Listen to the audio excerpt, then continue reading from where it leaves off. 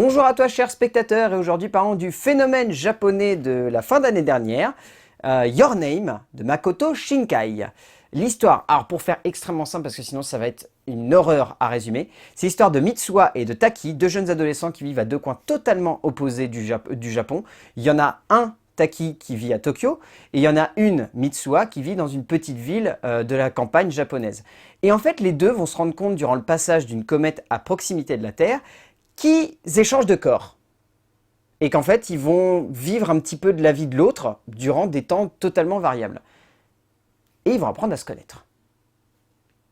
Je ne vous en dis pas plus, parce que le début est beaucoup plus hybride que ça. Le long métrage essaye de découdre un petit peu le temps dans les premiers instants du film pour justement nous perturber et nous laisser poser la question de qu'est-ce qui se passe en fait.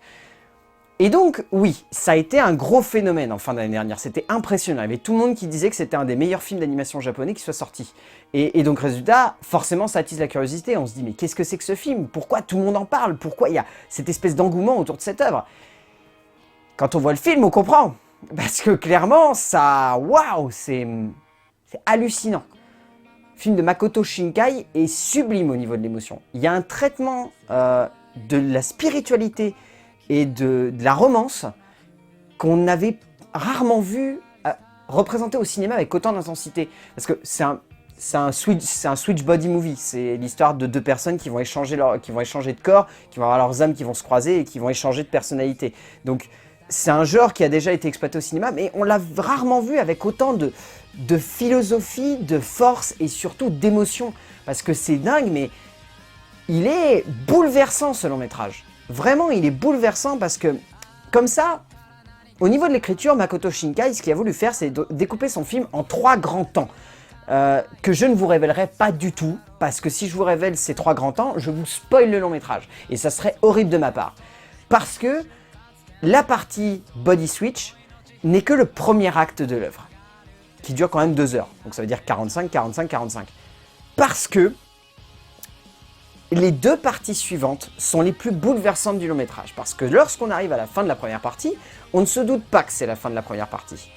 Et lorsqu'on y arrive, on se dit « Oh, le long métrage, il commence à devenir long, dis donc, il a rien d'autre à nous raconter, Shinkai, il va faire ça pendant 2 heures ?»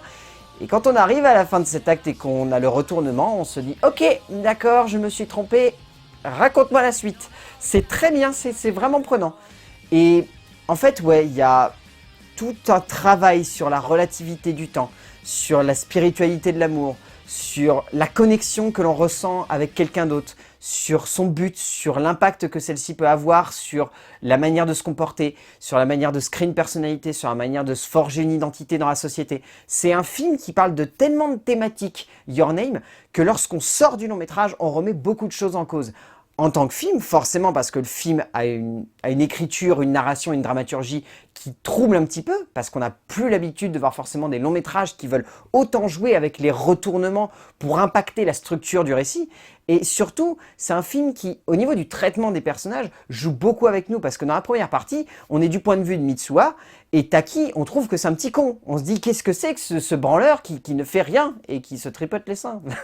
Mais plus le récit avance, plus il y a un jeu avec la place des personnages et lorsqu'on arrive à la fin, on pleure. Si vous ne pleurez pas, c'est qu'il y a un souci, parce que franchement, c'est super émouvant comme fin.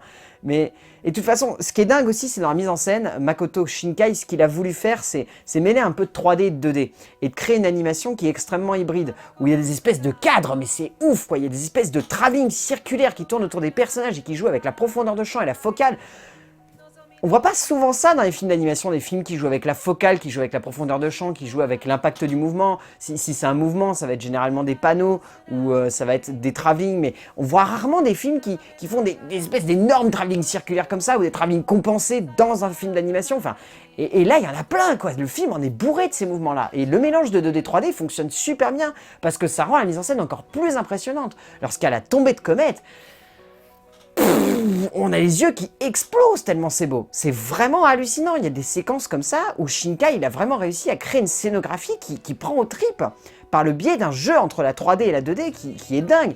Puis même au niveau de l'animation, l'animation elle est super. Le directeur artistique, il vient des studios Ghibli. Ça se ressent évidemment parce que la manière avec laquelle les traits de dessin sont faits, la manière avec laquelle la composition des décors est faite, la manière dont il joue avec les couleurs, dont il joue entre le modernisme et la simplicité de la petite ville dans laquelle habite Mitsuha. Enfin, il y a tout ce jeu-là qui rend encore plus impressionnant cette espèce de grande fresque romantique. Parce que c'est une espèce de grande fresque romantique, Your Name.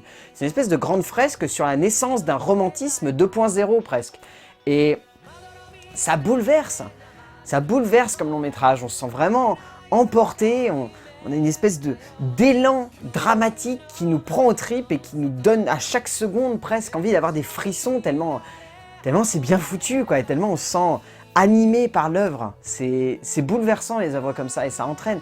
Et puis c'est bien aussi parce que les doubleurs, ils ont vraiment réussi à y aller à fond, quoi, à retranscrire une émotion. Alors c'est assez rigolo parce que Taki et Mitsuha sont tous les deux interprétés par des femmes en version japonaise, par Ryonosuke Kamiki et Mome Kamishia Raishi. Les deux sont vraiment bons parce que il y a cette sensibilité d'interprétation qui rend ces deux personnages extrêmement attachants et qui font que à chaque instant où ils les interprètent, il y a cette petite voix qui tremble, il y a cette espèce de cristallisation de l'instant où il y a une parole qui va ressortir et ouais, rien qu'un petit détail de jeu comme ça suffit des fois à emporter tout un récit parce que Your Name, c'est un récit qui est emporté par un humanisme, un romantisme, une poésie, une philosophie, une spiritualité qui est de l'ordre du pur ressenti cinématographique et pas de l'analyse. Ce qui fait que lorsqu'on en ressort du film, on a avant tout envie de laisser toutes ces émotions se galvaniser, rester en nous prendre vraiment et nous serrer le cœur, plutôt que de chercher absolument à décrypter tel plan ou tel plan. Enfin, c'est le genre de film qu'on a envie d'aimer et qu'on a simplement envie de regarder avec plaisir et pas forcément de décrypter. Donc si vous avez l'occasion d'aller voir Your Name de Makoto Shinkai, foncez. S'il passe pas loin de chez vous, foncez parce que vous allez être bouleversé vraiment par ce film. C'est une œuvre emportée par de l'émotion à l'état pur. A plus.